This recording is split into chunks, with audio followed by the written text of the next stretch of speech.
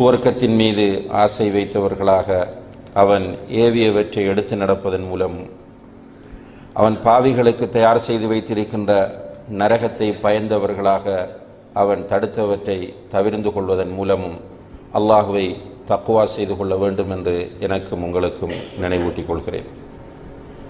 கண்ணியத்திற்குரிய பெரியோர்களே, சகோதரர்களே, இந்த உலகத்திலே வாழக்கூடிய எல்லா மனிதர்களும் ஏற்றுக்கொண்டிருக்கிற, யாருமே மறுக்காத ஒரு உண்மைதான் மரணமாகும்.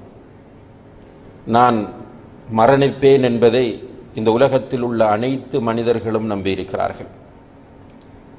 குறிப்பாக முஸ்லிம்களாகிய நம்மை பொறுத்தவரையில் மனித இயல்பின் அடிப்படையில் அதை நம்பியிருக்கிற அதே நேரத்தில் அல் குர்ஆனும் சுன்னாவும் அது பற்றி சொல்வதாலும் அதை நாம் அதிகமாக நம்புகிறோம். நிச்சயமாக மரணம் என்பது உண்மையானது, உறுதியானது. எனவேதான் அல்லாஹு தஆலா அல் குர்ஆனிலே மரணத்திற்கு அல் யகீன் என்கிற ஒரு சொல்லை பயன்படுத்துகிறான். வஅபுது ரப்பக ஹத்தா யஅதியகல் யகீன், உனக்கு யகீன் வருகிறவரை உன்னுடைய ரப்பை நீ வணங்கு என்று சொல்கிறான். அல் யகீன் என்றால் உறுதியானது, நிச்சயமானது என்பது அர்த்தமாகும். எனவே மௌத் என்பது உறுதியானது, நிச்சயமானது.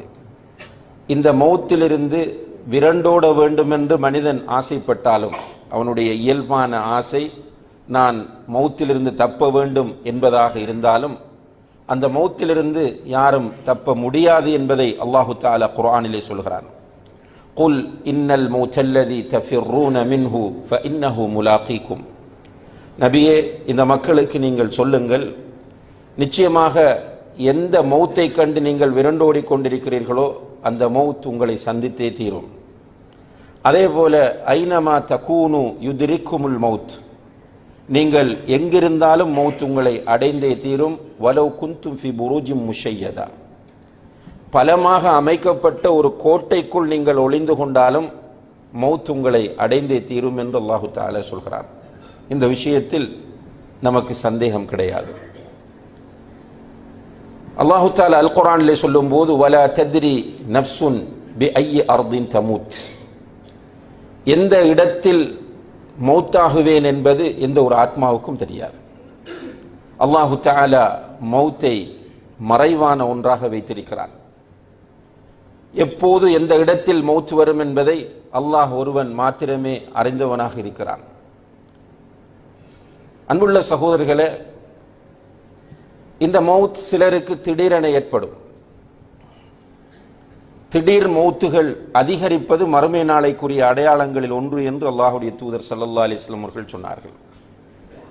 பலரை பொறுத்தவரையில் அவர்களுக்கு சில அறிகுறிகளை அல்லாஹு தஆலா கொடுத்து உயிரை எடுப்பான். குறிப்பாக சிலர் வயோதிபத்தை அடைந்து கடைசி கட்டத்திலே அவர்கள் மரணத்தை எதிர்பார்த்து கொண்டிருக்கிற நேரத்தில் அவர்களுக்கு மௌத்து வரும். இன்னும் சிலர் நோய்வாய்ப்பட்டு நோயோடு இருக்கும்போது அவர்களுக்கு டாக்டர்கள் அவர்களுடைய நிலைமைகளை பார்த்துவிட்டு இவர்கள் மரணிக்கலாம் என்று சொல்லுகிற போது அவர்கள் மரணத்தை எதிர்பார்த்து இருந்து மரணிப்பார்கள். எது எப்படியாக இருந்தாலும் மௌத்தாகக்கூடிய நிலையில் சக்கராத் என்கிற ஒரு நிலை இருக்கிறது. நபிகள் நாயகம் ஸல்லல்லாஹு அலைஹி வஸல்லம் அவர்கள் சுமார் 1 மாத காலம் மௌத்தாகுவதற்கு முன்னால் 1 மாத காலம் நோய்வாய்ப்பட்டிருந்தார்கள். அப்படி நோய்வாய்ப்பட்டிருக்கிற அந்த சந்தர்ப்பத்தில் ஒவ்வொரு நாளும் அவர்களுடைய நோய் கூடிக்கொண்டே போகிறது. நோய் என்றால் அவர்களுக்கு ஏற்பட்ட பிரதானமான நோய் காய்ச்சல். காய்ச்சல் அதிகரித்து கொண்டே போகிறது. சில சஹாபாக்கள் அவர்கள் போர்த்தி இருந்த போர்வைக்கு மேலால் கையை வைத்து பார்த்து விட்டு சொல்லுகிறார்கள், யா ரசூலல்லாஹ், இவ்வளவு காய்ச்சலா என்று. போர்வைக்கு மேலால் கடுமையாக காய்ச்சலினுடைய அந்த சூடு தெரிகிறது. அப்போது அல்லாஹுடைய தூதர் ஸல்லல்லாஹு அலைஹி வஸல்லம் அவர்கள் சொல்லுகிறார்கள், எங்களுக்கு வேதனைகள், அதாவது எங்களுக்கு சோதனைகள் அதிகமாகும், இரட்டிப்பான சோதனை அல்லாஹ் எங்களுக்கு தருவான் நபிமார்களுக்கு, அதே போன்று அதற்குரிய பிரதிபலனையும் அல்லாஹு தஆலா அதிகப்படுத்துவான் என்று அல்லாஹுடைய தூதர் ஸல்லல்லாஹு அலைஹி வஸல்லம் அவர்கள் சொன்னார்கள். சஹாபாக்கள் சொல்லுகிறார்கள், அல்லாஹுடைய தூதருக்கு கடுமையான காய்ச்சல் வந்து நோய்வாய்ப்பட்டிருக்கிறார்கள். போர்வையை போர்த்தி இருக்கிறார்கள். பக்கத்திலே ஒரு பாத்திரத்திலே தண்ணீர் இருக்கிறது. அந்த தண்ணீரை அவர்கள் எடுத்து அந்த காய்ச்சலின் கடுமையினால் முகத்தை தண்ணீரால் தடவி கொள்கிறார்கள். இப்படி செய்து கொண்டிருக்கும் போது அவர்கள் சொல்லுகிறார்கள், லா இலாஹ இல்லல்லாஹ் இன்னலில் மௌத்தி சக்கராத். லா இலாஹ இல்லல்லாஹ், மௌத்திற்கு இப்படி ஒரு சக்கராத் நிலை இருக்கிறது என்று சொன்னார்கள். அப்ப இந்த சக்கராத் என்கிற ஒரு நிலை மௌத்துக்கு இருக்கிறது. அது எப்படியானது என்பதை அல்லாஹ்வே அறிந்தவனாக இருக்கிறார். இந்த மரண நிலையை அடைகிற மனிதர்களை பொறுத்தவரையில் அவர்களுக்குரிய தவணை வரும்போது, கண்ணியத்திற்குரியவர்களே, அவர்களுக்கென்று அல்லாஹ் ஒரு அஜலை எழுதிவிட்டான். குறிப்பாக நபிகள் நாயகம் ஸல்லல்லாஹு அலைஹி வஸல்லம் அவர்கள் சொல்கிறார்கள், தாயின் வயிற்றிலே சிசுவாக இருக்கிற போது அல்லாஹ் மலக்குகளை அனுப்பி எப்போது மௌத்தாகுவான், அவனுடைய அஜல் எவ்வளவு என்பதை அல்லாஹு தஆலா எழுதுகிறார். இந்த பட்டியல் மலக்குல் மௌத் அலைஹிஸ்ஸலாம் அவர்களிடம் கொடுக்கப்படும். எனவே ஒவ்வொருவருக்கும் எழுதப்பட்ட தவணை வருகிற போது மலக்குல் மௌத் அலைஹிஸ்ஸலாம் அவர்கள் அவர்களுடைய டீமோடு, தனியாக அல்ல, அவர்களுடைய டீமோடு வருவார்கள். இந்த உலகத்தில் இரண்டு நிலையான மனிதர்கள் இருப்பார்கள். ஒரு நிலையில் உள்ளவர்கள் முஃமின்கள், இன்னும் ஒரு நிலையில் உள்ளவர்கள் காஃபிர்கள். மூமின்களிலே பல படித்தரத்தை உடையவர்கள் இருப்பார்கள். மூமின்களுடைய உயிரை கைப்பற்றுவதற்கு அவர்கள் வருகிற முறை ஒரு விதமாக இருக்கும். காஃபிர்களுடைய உயிரை கைப்பற்றுவதற்கு வருகிற முறை இன்னும் ஒரு விதமாக இருக்கும். நபிகள் நாயகம் ஸல்லல்லாஹு அலைஹி வஸல்லம் அவர்கள் சொல்லுகிறார்கள், ஒரு முஃமினுக்குரிய தவணை நெருங்கும் போது, இந்த உலகத்தை விட்டு அவன் பிரிய கூடிய நேரம் வரும்போது, மலக்குகள் சுவர்க்கத்திலிருந்து ஒரு கஃனை எடுத்து வருவார்கள். அவர்கள் வந்து இந்த மனிதனுடைய கண்ணு கட்டிய தூரத்திலே உட்கார்ந்து கொள்வார்கள். அவர்கள் பார்ப்பதற்கு பிரகாசமானவர்களாக இருப்பார்கள்.